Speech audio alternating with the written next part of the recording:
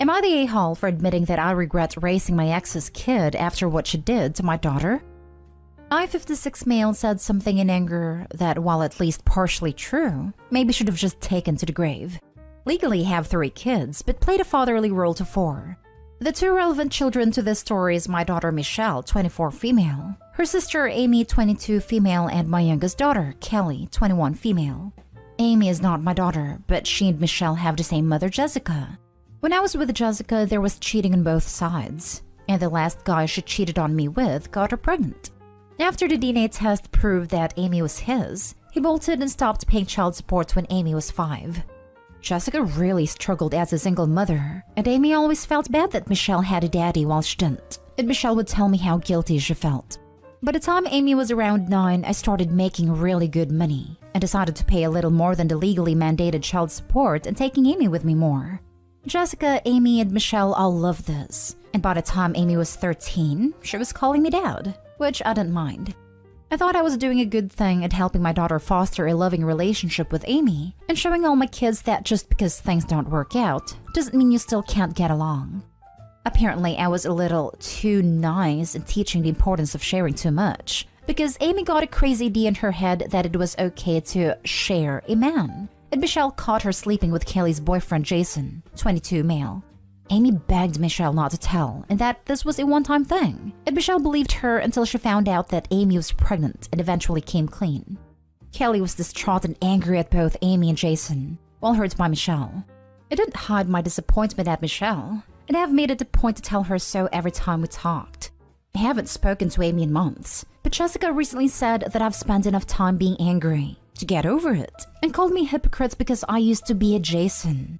I have no delusions about being the perfect partner in my past, but cheating with family members is not one of my sins. About a week ago, Amy came to my house crying and saying that while she knows she messed up, she really needs my support. She literally came not too long after Kelly cried herself to sleep again upstairs over what Amy and Jason did to her. So I calmly asked her how can I give again what I know I regret giving in the first place, then shut the door in her face. I then sent Michelle a text that while I still love her, Amy was no longer welcome in my life and to never bring her to my house. I've calmed down a bit, but I still feel like being involved in Amy's life was a bad choice. So, am I the a-hole? Edit. Okay. I've been in and out of here because I had stuff to do, but I keep seeing some things that I wanted to make clear to everyone. 1. What Amy did wasn't a mistake. It was a series of choices that she made, and obviously would have continued to make it if someone else had not ratted her out. 2. Michelle didn't tell Kelly what Amy and Jason were doing until after she found out that Amy was pregnant, which was before Kelly and Jason moved in together. Meaning Michelle stood by and watched her sister moved in with and become financially tied to someone who was cheating on her. That's what Kelly and I are most upset about. 3. Yes, Jason is equally to blame as Amy. He's just not the one contacting me or showing up at my doorstep. 4. No, Amy and Kelly are not sisters. Not by blood, and certainly not in spirit as Kelly wants nothing to do with her. Now for the top comments. A lot of people will disagree, but the fact she expected to be treated as if nothing happened when she slept with her sister's boyfriend and got pregnant as a result is crazy. You did a kind thing raising her and helping her so much, but if she's repaying you and your bi kids by doing things like that, maybe it is right to get her out of your life. Plus, it sounds like the ex is more concerned you won't be there to financially support her daughter, rather than the fact she's pregnant with her sister's boyfriend's child. Good luck. Super surprised by people calling Opie an a-hole. He did a kind thing by accepting Amy as a daughter, but that doesn't mean he has to support her no matter what. Even bi kids can be cut out if they do something egregious like this. Opie's statement was purposefully hurtful, but not unwarranted. I think it's not about him wanting to cut ties/support Amy at all costs, but specifically the AITA is about regretting being involved in Amy's life. And he's done a wonderful thing there that he shouldn't regret, even though Amy has turned into an a-hole. Not the a-hole. When are people going to learn that recreational intimate activity with a family member's partner is a great way to completely burn down their lives? Never, evidently. People won't be forgiving and forgetting that one. And then the guilty one inevitably waves a baby in everyone's faces? Nice try, but no, thank you. You made the situation, now be an adult and deal with it without crocodile tears. I've seen so many people in the sub tell parents who have biological children in this situation that they're doing the wrong thing when they treat the sibling who cheated the same and expect the sibling who was cheated on to suck it up and forgive them. I don't know why it would be different just because one of these siblings isn't biologically yours. You are standing up for your daughter who was betrayed by her boyfriend and her sister. You're telling her sister that you don't support her and that you're disappointed in her. Did you maybe go a bit too far in saying you regret raising her? Some people might think so, but honestly, I don't. She did an unforgivable thing. Even if she was yours, I feel that you would have some regret as a parent that she never thought this was okay. Amy made a choice. She made it over and over again.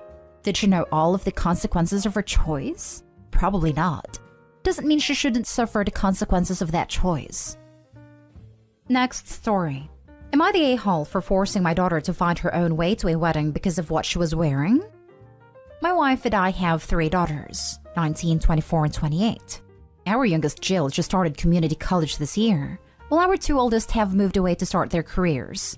Jill still lives with my wife and I as she is attending college locally, and this saves her money. This past weekend, we were invited to my niece's and goddaughter's wedding a couple hours away. The dress code was semi-formal, so men were expected to wear suits and women in dresses. As we were getting ready to leave, Jill was taking her sweet time getting ready, and I was kind of nagging at her to get going. She had been out late the night before with friends, and I'm sure she was feeling the effects of that. When she was finally ready to go, she was wearing some kind of black, spaghetti strap halter top thing with leggings. I told her that was not an appropriate outfit for her cousin's wedding, and that she needs to change into something else. She told me she doesn't have anything else to wear, and that I don't get to police what she's wearing. I told her that judging by the amount of dirty clothes on her floor and in her closet, she clearly has other options. She just didn't plan ahead enough to figure something out. I told her it was disrespectful to her cousin, the bride, to wear something too revealing and tacky to their wedding. Jill called me a jerk and said no one is going to care what she's wearing, and that if people focus on her clothes more than bride, that's their problem, not hers. I told her in that case, how she's getting to the wedding is her problem, not mine. She asked what that meant, and I told her that if that's what she wants to wear, she's going to have to find her own way to the wedding, because I'm not going to arrive with my daughter looking like she's about to hit a club at 2 a.m. instead of attend her cousin's wedding. My wife chimed in at this point and told us both to calm down. She told me I was being overbearing, but also told Jill that she did not agree with her choice of attire either and reminded her this is a semi-formal event. She told Jill she would help her find a different option that would be better suited for this. Jill scoffed at that and went to her room and closed the door. I went and knocked and told her she has 15 minutes to be ready or we are leaving without her. She yelled at me that I was being an a-hole, so I went outside to wait, and after 20 minutes I went inside and Jill was still in her room. I told my wife that I'm leaving and she can either come with me now or her and Jill can figure out their own plans. My wife asked what Jill is supposed to do, and I said she can take an Uber for all I care at this point. My wife reluctantly left with me, and I could tell she felt guilty about the whole thing. Jill ended up not coming to the wedding, and both her and my wife blame me for it. I don't think I was the a-hole here, though. You're exactly right. Leggings and a halter top are not appropriate to wear at a wedding that is set to semi-formal attire. It shows disrespect to the bride, and it's embarrassing for you as well. But the people saying that you have no right to say, "I'm not taking you unless you change," have a double standard. They want to say that Jill is an adult and can wear what she wants / make her own choices, but they still don't believe that Jill should face the consequences of her own choices, and also take on that adult responsibility of having to figure out how to get to an event. Precisely. At 19, I fully understood the difference between semi-formal and not. There's no way I'd have showed up in anything other than a decent dress, no matter how crappy it felt. Jill still lives at home, so even as a legal adult, if she's relying on her parents for a ride, they have every right to say, "Not going in my car dressed like that." I've heard of friends even doing that if a group is carpooling to an event and someone is dressed way out of line. So yes, technically Jill can wear what she wants, but her ride can also say, "I'm not showing up with you if you're dressed like that." Not even a dress. A pantsuit would have sufficed, but leggings at a top for the club? No. I know that a lot of people will start going on about what a woman wears, but this is about not being up to the dress code. And while your daughter had a right to wear what she wanted, you also had a right not to be associated with her decisions on what she wanted to wear. You disagreed with her apparel, and as such, you weren't going to help her be disrespectful to her cousin by not going with the dress code. I put this in a similar category as if your daughter had decided to wear a white dress to the wedding. Yes, there's no law preventing it, but that doesn't mean you have to assist in her decisions. And if she's big enough to decide what she wants to wear, she's big enough to call an Uber. Not today, Hall. When did people forget that there are types of clothing that is inappropriate to wear in certain places/events? You aren't policing what she wears in that situation. If you can't dress appropriately, then don't go. Next story is titled, Am I the a-hole for refusing to contribute to my stepsister's retirement plan for our parents? My stepsister approached me and our other siblings with a proposal for a retirement plan to help our parents retire, since on the outside, their prospects of retiring comfortably are non-existent. Essentially, she wants us to collectively contribute £3,000 each month starting now and for the rest of our parents' lifetime. The money would be kept in an account in her name only, and only be given to them once my stepdad retires fully.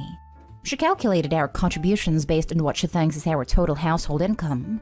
Currently, she would contribute £350, her bi-sister £550, my bi-sister £850, and me £1,250. I said no for a few reasons, but I did disclose these reasons to them. The first being my sister and I have always helped my mom financially, and by extension my stepdad, since we both had our first jobs. My sister and I have a joint account which we contribute to monthly. The money's our mom's, and she has full access to it and can spend it however she likes. My stepdad doesn't know about the accounts as he has a habit of just giving money away when he has it. The second, our parents had a religious marriage. It never registered it with the government, so they're not technically legally married. If my stepdad passes away before my mom, the money will most likely go to my stepsisters because my stepdad isn't the type to write a will. So, I think that's unfair, since both me and my sister are being expected to contribute the majority of the £3,000. The third, I don't trust this stepsister. She asks our parents for money constantly, and is partially the reason why their savings are non-existent. Lastly, I think it was a bit presumptuous of her to decide how much we would all contribute, and it rubbed me the wrong way. Especially since I'm a stay-at-home mom currently, so she's essentially just assuming my husband is going to pay on my behalf. After I said no, both my stepsisters flipped on me. They said I was selfish and greedy, that I should want to help our parents, especially their dad, since he used his hard-earned money to raise me. I got annoyed because they wouldn't drop it, and told them I didn't care. Am I the a-hole? Now for the top comments. The money would be kept in an account in her name only. This was enough, but it only got worse from there. Don't give her a penny. That alone was why I said not the a-hole too. It was a bit presumptuous of her to decide how much we would all contribute, and it rubbed me the wrong way. Yes, it's one thing to suggest caring for your parents, another entirely to go, so you'll pay around £1,000 more a month than me, yeah? This is 50 shades of sketchy. Since stepsister is proposing that she be the only one with access to the account, you would think she could at least be smart enough to lie and they'll all contribute the same amount. Currently, she would contribute £350. Her bi-sister £550, my bi-sister £850, and me £1,250. So the mooch sister wants to create a fund for the parents, giving her sole authority to manage the money? I think she's either lying to you or lying to herself, and she wants more cash for herself. Why on earth would she administer this fund? She's the least significant contributor by her own plan. Not the a-hole. How generous of her with her siblings' money. How does she explain her having sole control while contributing the least? Whatever you do, don't do this. Now for the last story. Am I the a-hole for telling my mom I won't take care of her once she's too ill to care for herself? I, female 19, am the youngest of 5. I have 4 older brothers, 21, 22, 25, and 28. Just to give some background, my mom has always loved being a boy mom. She dotes on them and made it very, very clear she never wanted to and didn't like having a daughter. She never liked me, and I accepted that long time ago. And her behavior towards me worsened when my dad left her. When I turned 16, her gift to me was a list of jobs I can apply to pay for my expenses, even though my dad was giving her child support. Then at 17, she kicked me out because I wasn't willing to pay more than $400 rent, while my brothers didn't even work. So she asked to meet me for lunch last weekend and told me she is sick. She has been in and out of the hospital the last few months before she found out she's sick, and looking at 12 to 18 months before she'll be too weak/ill to care for herself. She asked that when the time came if I'd be willing to be her caretaker, as she didn't want men, aka my brothers, to take care of her in that state and didn't want a stranger to do it either. Here's where I'm questioning if I'm the a-hole. I told her no, I won't care for her and she should start looking for someone she knows who'd be willing to because I'm not. This past week, I've been receiving nasty messages from everyone from my mom's Facebook because she posted about me not caring about her. They've called me unsympathetic, selfish, mean-spirited, uncaring, etc. My brothers have also been mad at me, and now I feel like an a-hole and I want to know if I am. Not the a-hole. You don't owe her anything. She has 4 children she has invested in. You aren't one of them. She can have a return on her investment through her precious boys. Deactivate Facebook, change your number if you have to, focus on your success and survival because if you don't, no one else will. Or tag this post in every Facebook comment and post mom makes. Let them judge based on her treatment of you, and how she now wants you to give up your life to take care of her when she charged you rent from 16 and kicked you out at 17. Not stay home big time, she doesn't deserve any help from you. Air the dirty laundry. See how sympathetic people are after they see how she treated you. I'm so sorry you have such a terrible mom. I'm going to be quite honest. My mom's friends who witnessed how she treated me firsthand, they didn't care then, and doubt they will now. I'm sure her Facebook friends knows too. She never posted me or about me. They can't not know she disliked me. Sounds like her Facebook friends would be the perfect people she can ask to be her caregiver. If they think it's so awful of you, they can step right up. Edit. I want to clarify I do not live with my mom and haven't for over 2 years now. When she put me out, I never went back.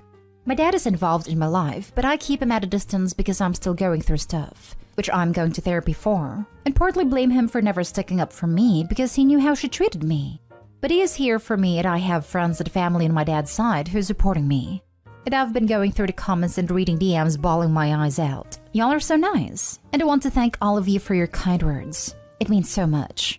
I'll give you all virtual hugs because you guys really made my night. Thank you.